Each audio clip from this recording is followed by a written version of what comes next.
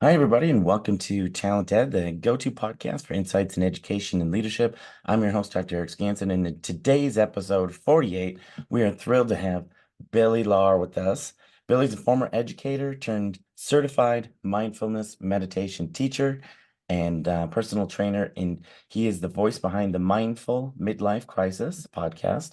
And he's been known for guiding individuals through complex second half. So after 21 years in education, Billy faced challenges that led him to this transformative journey. And today he's a beacon for those seeking purpose and balance. And so excited to have Billy with us here today. I want to dive into how mindfulness can be a tool for educators battling burnout, which is a thing right now for sure. So Billy, welcome to the show. Why don't you tell us a little bit about yourself and don't forget to tell us where you're at today. Maybe that's the more interesting piece. So I'm coming to you from Chiang Mai, Thailand right now. And the reason why I'm here is because I am based in Seoul, South Korea seasonally. So I go there for the spring and the fall when the weather is nice. And then it started to get a bit cold. So I said, where can I go that's cheap, that's warm, and where I know people? Mm-hmm. So Chiang Mai, Thailand is where I am now. And the why am I here? That's a good question. I spent 21 years in education, 15 as a English teacher, and 6 as a dean. And I mean, you're in administration, so you know the dean of students isn't always the bad guy. It's Mm-hmm. just you're always delivering bad news, and it was taking a toll on me. And I don't have the same responsibilities that other people have. I've never been married. I don't have kids. And I decided, I have this opportunity here to take a leave, and decided to start traveling for a while. And then that leave just turned into a resignation. And I've been traveling for the last 2.5 years. And in that time, trying to figure out, all right, I still have this purpose Mm-hmm. to help people navigate the complexities and possibilities of life. My curriculum used to be being an English teacher, and then my curriculum as a dean was more social emotional and providing structure and organization for students. And I've been a mindfulness practitioner for the last 11 years, and I was like, why don't I just blend all of this together and let this be my new career path? And so I am now a certified mindfulness meditation teacher. I've always been a certified personal trainer. So now I'm blending that body and mind piece together in my practice. And I still look forward to working with people and teaching people. It's Mm-hmm. just in a different context now. Well, in education, the mashup of mindfulness and keeping track of your mind and your body, we do that by going to the lounge and eating donuts, right? Like, no, that's the trap, of course. Because it's hard. It's really hard to do both of those and to find time and to fill all of these buckets at once and keep all the plates spinning at once. So, I mean, from your experience, can you share like from your journey of moving from educator to embracing mindfulness, what was that turning point for you? Yeah, so that turning point actually started in 2013. And I was really struggling with professional rejection, personal rejection. I was feeling that burnout start to creep in, and all of that was manifesting into anxiety. And that anxiety was building up into bouts of depression, and that depression was Mm, manifesting into suicidal ideation. And I was using my best friend at that time as a makeshift therapist.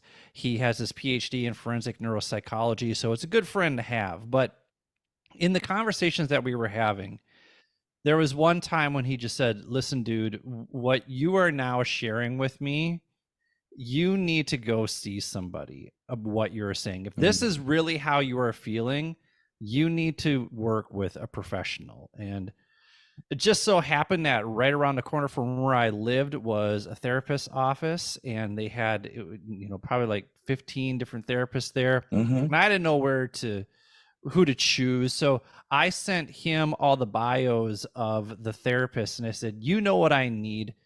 Find somebody." And he chose a woman named Mindy Bendixson. And whenever I do interviews, I always give a shout out to Mindy mm, Bendixson because she's the one who introduced me to mindfulness. And I often tell people that mindfulness not only changed my life, but it most likely saved it as well.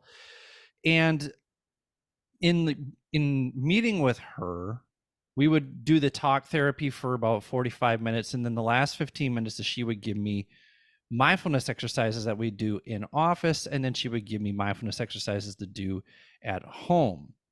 And I started implementing those, and what I found by the time summer rolled around was that though I was still having anxiety attacks, they were less intense and they didn't last as long. But I was also able to identify the somatic experience of what those felt like. And normally, what they felt like was just, it felt like a boa constrictor wrapping around my stomach. And then that would go up into my chest, and I would crinkle my hands, and I would hunch my shoulders. And there was just this real physical reaction to having that. And once summer rolled around, I was like, okay, well, I've got a little bit more time here. So let me start really doubling down on this mindfulness practice.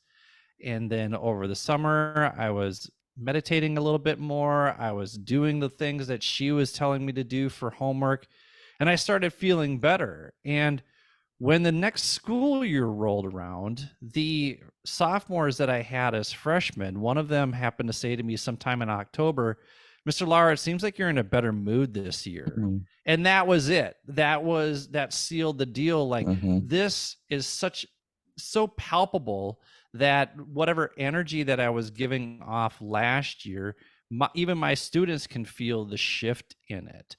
So, one of the nicest things that anyone has ever said to me is, "Billy, when you're excited about something, you want everybody else to be excited about it too."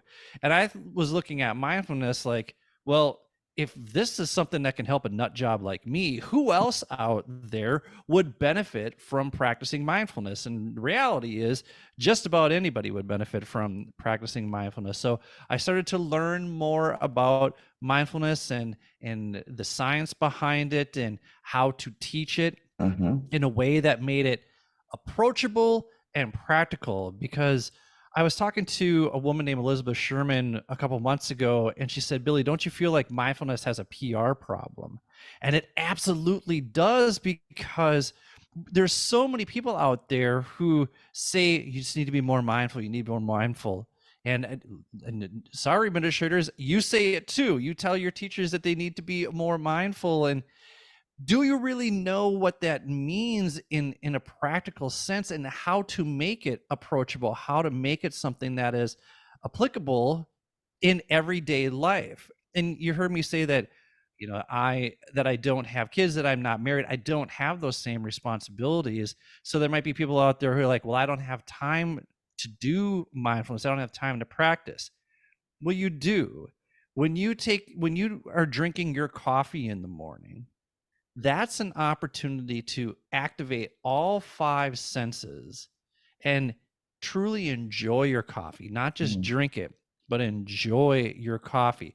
When you're sitting at lunch, I get it. Like, I am still guilty of this because it's become habit, right? To shovel in my food because you have a half hour lunch. No, but it's really 10 minutes because you've mhm, got a lot of things that you need to do. So even just slowing down 3 bites just being present with those 3 bites. When you before you even get out of your car in the morning to walk into the school building, just sitting in your car for 3 minutes and being present with your breath Hmm. is going to slow down your morning. And then finding those moments during your prep period, finding those moments during passing time where you can simply be present and check in with whatever emotions are there so that you are coming from some awareness of what it is that you're experiencing so that you're not projecting it. And that was the biggest lesson for me, was that I would be standing up at the board talking about Romeo and Juliet having an anxiety attack, but I was able to sense it in my body. And when I was able to sense it, then I was able to have this self-talk of, oh, hey, we know what this feeling is. This feeling is anxiety. This feeling is some level of panic or stress, and it's starting to bubble up and move up like a thermometer. So let's hit the thermostat here and just set it where it's at. We're not going to try and lower the temperature. We're just going to keep the temperature where it's at Hmm. and not let it get any warmer.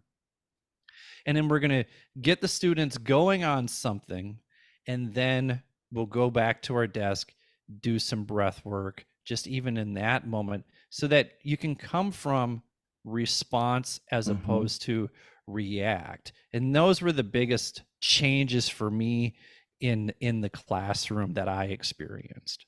I love how you have really scripted kind of what that technique looks like. And I love the visual of the thermostat. It doesn't mean you have to lower it right away, just know where it's set, right? Like, can you Hmm. keep it there? Um, this idea of slowing down, it seems like something that we just don't embrace anywhere anymore. Whether it's, from we have to have the fastest car to the fastest internet to, bigger, faster, better. Um, that's the line that we've been fed over and over. But what I hear you saying, Billy, is like just slow down and enjoy the smaller things, right? And be present. Um, I can tell you, like personally, here's where I'm probably best at it is when I do go home and I'm with my 5 kids. And I can take a moment. I really do try every day to find a moment of joy with every kid that I have at home. Some days are harder than others. Some days are easier than others. But I really do try to slow down. And I hear that's what you're saying is just slow down, be mindful of what it is you're experiencing, all 5 senses with them. Uh, Coming back to the school environment, how, in your experience, how does burnout manifest in in teachers and administrators? What are those signs that you've seen? Yeah. I think this is going to be a pretty controversial thing to say, but I follow a strength coach. I think his name is Luca Hochever, and he talks about seeing burnout in strength coaches or in personal trainers, because what he says is everybody has a care bank that are filled with care units, Hmm. right? And he says that your care bank as a personal trainer should have one less care unit than your clients have. And so some people might hear that and you're saying, wait, you want me to care less about my students? And no, that, I mean, I'm not saying you need to care less about your students, but can you care one less care unit than your students so that you're not at a 10 if they're at a 3? Because then I feel what happens, and this is what happened to me, is that I would tie in my success and my failure as a teacher to the successes and the failures of students.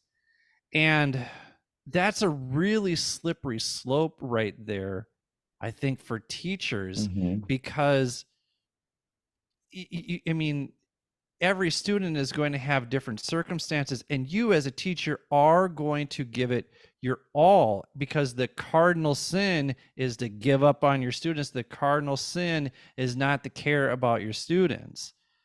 So how do we then balance that line between selfishness and selflessness so that in the Mm, middle we are in self-care? That's what's really, really important, because it's okay to be selfless, but it's not okay to be too selfless. It's also okay to be selfish, but it's not okay to be too selfish. So, how do we then balance those things so that we live within self care? mm, I also think another thing that leads to burnout is the lack of strong relationships and community that we have, whether it's in the school community or whether it's outside of that community, something that replenishes us in some way. Tom Cody talks about this quite a bit, and I don't know if people are familiar with Tom Cody, but he does the top 20 strategies. He does a lot of presentations around, and he talks about, like, if you're burnt out, it's because you're hanging out with the wrong people. And I feel like that sometimes, that we can we surround ourselves with negativity. And I think that's why it's important that, you don't get to choose your students. You don't get to choose your students, and you don't get to choose your colleagues, but you do get to figure out which colleagues are actually energizing me right here. And you can go to them in those moments where you're feeling depleted. But then outside of school, really being intentional around who your community is that is going to uplift you, and making sure that you're doing things that still spark interest and still spark curiosity and still spark joy and spark creativity, that are beyond A, being a teacher, but then B, being a parent or a caregiver as well, so that you don't lose yourself in this mm, sense of identity where you are responsible for everybody else. Rather, that you see that it's kind of the having traveled quite a bit, putting the mask on first before you tend to others, the oxygen mask on first before mhm, others. And I mean, to use another metaphor, is you can't pour from an empty cup. And I feel like teachers fall into that selflessness phase quite often, because they don't want to admit that they maybe need to care 1 unit less, not care completely less. I mhm. can't stress that enough, Yeah. but to care just 1 unit less, so that you can guide your students rather than drag them along. And that's, to me, that's what I see as a huge red flag when it comes to, am I experiencing burnout? Am I caring way too much, I like that. and it's wearing me out?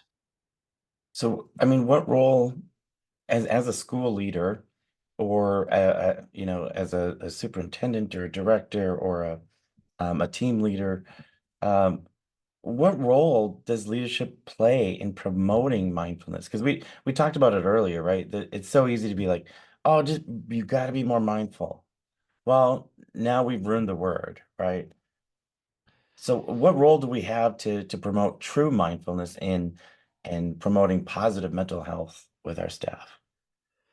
Yeah, that's a tricky one, and I go back and forth on this too. And I really wanted to have a conversation with Professor Lindsay Cameron. If you don't know who that is, she was on the 10% Happier podcast with Dan Harris. She is a phenomenon of a human being, and I wanted to have her on my podcast because I wanted to ask her, who is responsible for mental health in corporate world and in education? Do our institutions need to provide mental health services, or is the individual's responsibility to seek out services. And I lean more towards that it is the individual's responsibility, but I think then for the individual to have a conversation with the school leader and say, hey, listen, I am now in therapy Mm-hmm. and I'm doing this because here are some of the things that are going on with me, and I'm not trying to make excuses, but I just want to make you aware. And then having that school leader come from empathy and come from compassion and say, I understand, how can I support you? What is something that, what are ways that I can support you? And then just listening to what that response is. To me, that is a practice in mindful Mm-hmm. communication, in understanding that curiosity. What are you willing to share? And I understand too that as the individual, as the teacher, having that vulnerability to go to the school leader and say, hey, this is something that's very personal that's going on for me, that requires a lot of trust Mm-hmm. in your administration. So is that there?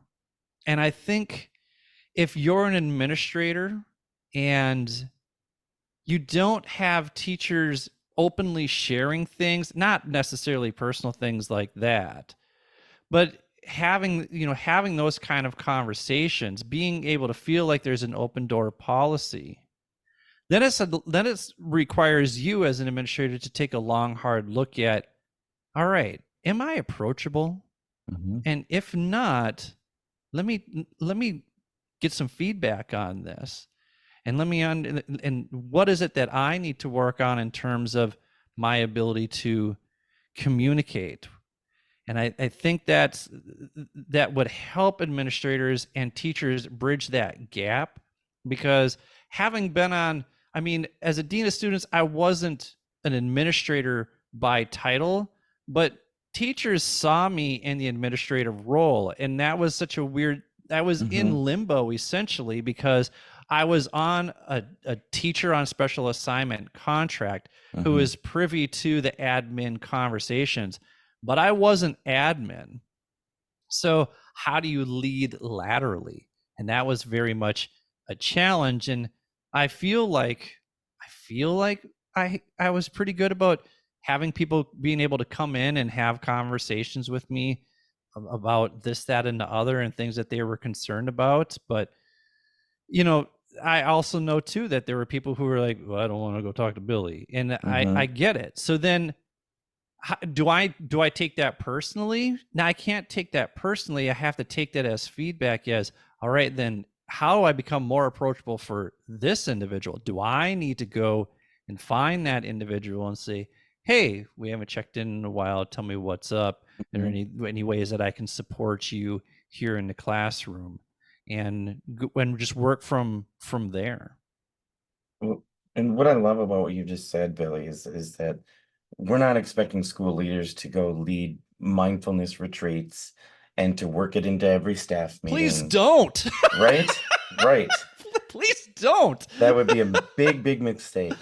But Yeah. what I'm hearing you say is like mindfulness is part modeling, right? And being mindful and present in conversations where we're just listening, because we have to build the trust. And then we start fostering an environment that appreciates vulnerability. I often say that vulnerability is a far undervalued leadership trait. Um, it, peop- it gets you so much leverage. Leverage is the wrong word. Traction with your staff, because they see that you're a real person, right? And I love that you're not saying go lead a retreat. Uh, And I just want to add on to that too. The idea of mandating mindfulness, no, please don't do that. I think we have to look at mental health as a buffet of options. mhm, So, how can school leaders partner with outside resources to provide mental health services? And I'm sure there are administrators who are like, well, who's going to pay for it?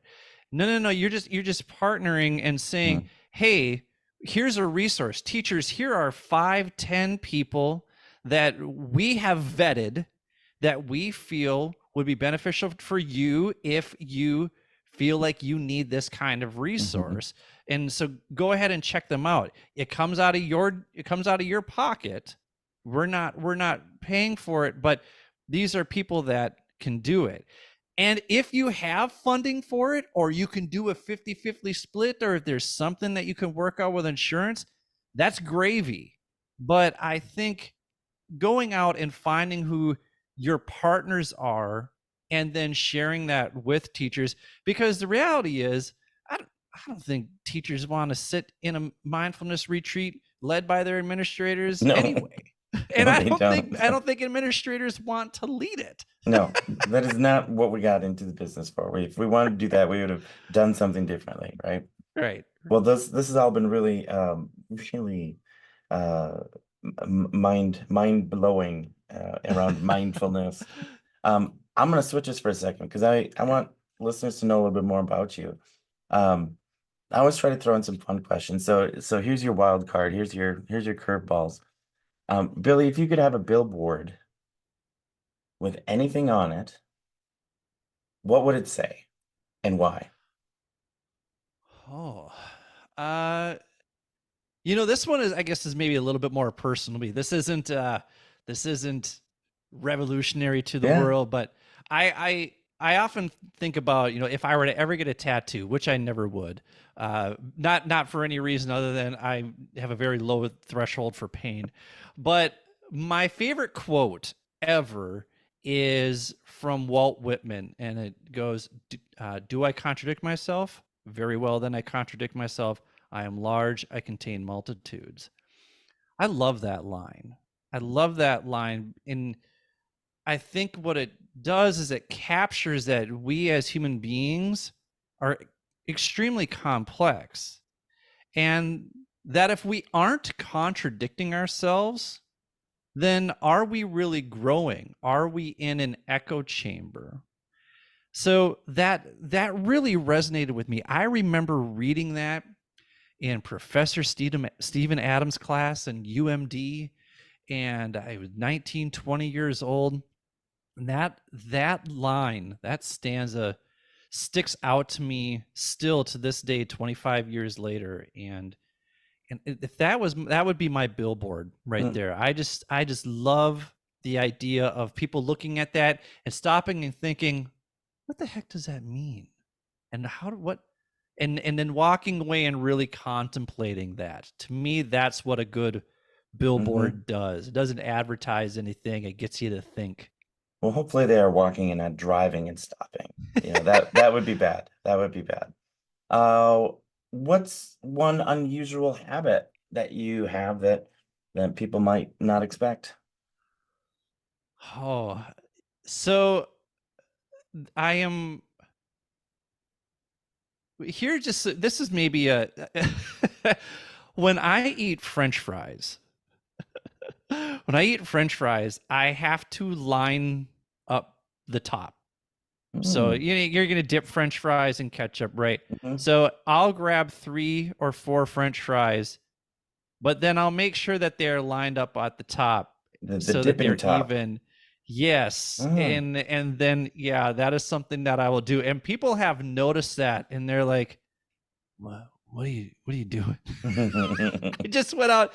I just went out to eat here a couple hours ago, and I got edamame, and it was really oily in the bowl. So took the edamame out and I lined them all up, but they all had to face the same Mm. direction. So so that might clue some people into maybe some We'll particular we'll let people read into that behaviors as far right as they there. want to Yeah, go. yeah, Yeah. exactly. I Well, I tell will. people I tell people that I practice mindfulness so that I can be this level of obnoxious, Hmm. because if I didn't, I'd be an out of control a-hole. So yeah, it just kind of it Well, clues you in a bit. if you are ever in my house, I'm gonna just warn you when you come into the entryway, I have 5 kids. There's a lot of shoes down there. They are not all pointing the same direction, Billy. Okay? Just telling you. That's you're a busy man. Listen, Yeah. nope, that's okay. And here's the thing: I'll come in and straighten them out for you. Yeah. And That'd be I know great. that in a couple of minutes that that it'll probably be totally disheveled again and disorganized. But at least for that amount of time, I can look at it and say, "There we go. That's the order that those should be in." I might have to invite you over just to take on the shoes. Last question, single answer, no explanation needed. If you could take a mindfulness retreat anywhere in the world, where would you go? Mm, it's Ecuador, and I have a reason for that. But since you said it didn't need an explanation, Well, I won't provide one.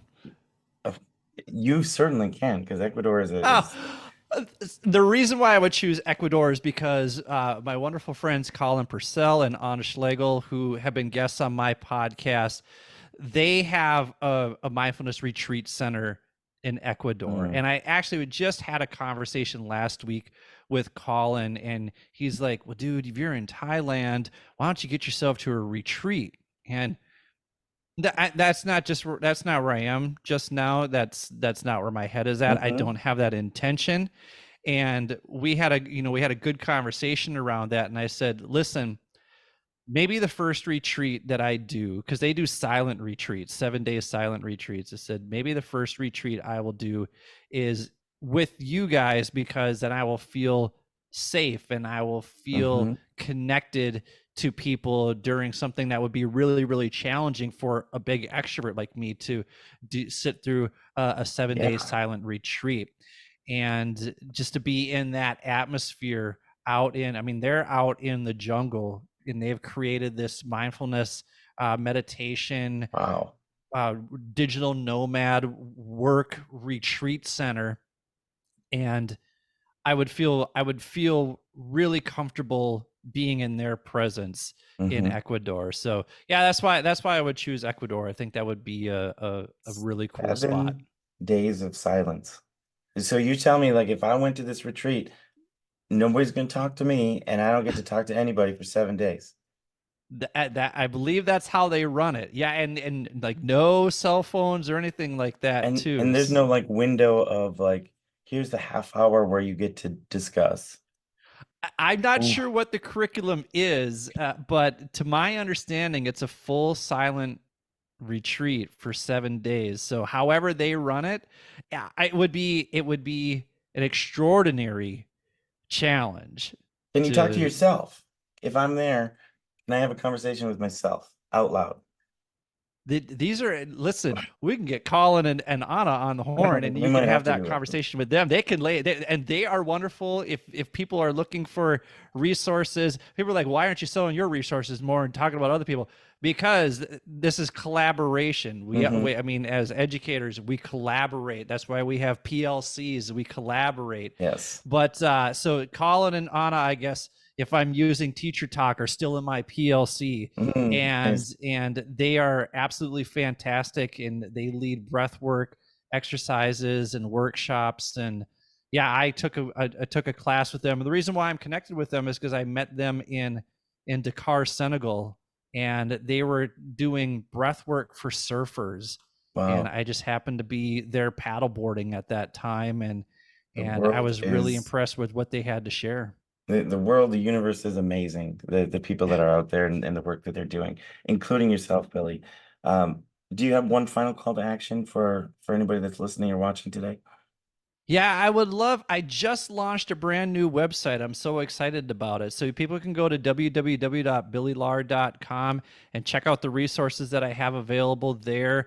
I also have the podcast. Feel free to listen to it wherever you hmm get your podcasts. People can go to www.mindfulmidlifecrisis.com and up at the top, they can click on join, meditate, and mingle. So, meditate and mingle is the weekly virtual meditation sessions that I lead with people from all over the world. It's really, really cool. Last week I had people from South Korea, Singapore, South Africa, and the United States. It was Wow. really great to have such a wide group of people there. But it it's really easy. We just kind of check in for 5-10 minutes, and then I lead people through a 10 to 20 minute guided practice. It's not just people staring at a Hmm. computer silently meditating. That would be super awkward. It's a Hmm. guided practice. But then we have a conversation, and I usually ask the same questions each and every single time.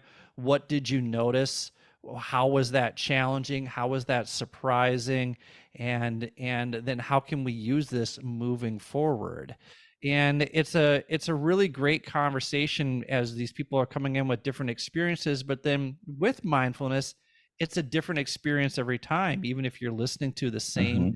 guided practice, you experience it differently each and every single time. So educators, if you need that mindful moment, feel free to check that out. I like that. Well, with that, I want to say thank you, Billy, for sharing your insights, your experiences with us today. It is clear that mindfulness is a powerful tool for not just educators, but anybody willing to engage. So, to our listeners, remember to connect with School Pro. If you want to book Billy for anything, we can help you, or go to his website, and certainly Billy or other inspirational speakers. And I just want to recap today was about mindfulness, preventing burnout, integrating it into our daily routines, the role that leadership can play in fostering well-being in our schools. And with that, I just want to say thank you for joining us on TalentED. And remember, stay PKS, which is positive, kind, and supportive. Until next time, everybody. Thank you.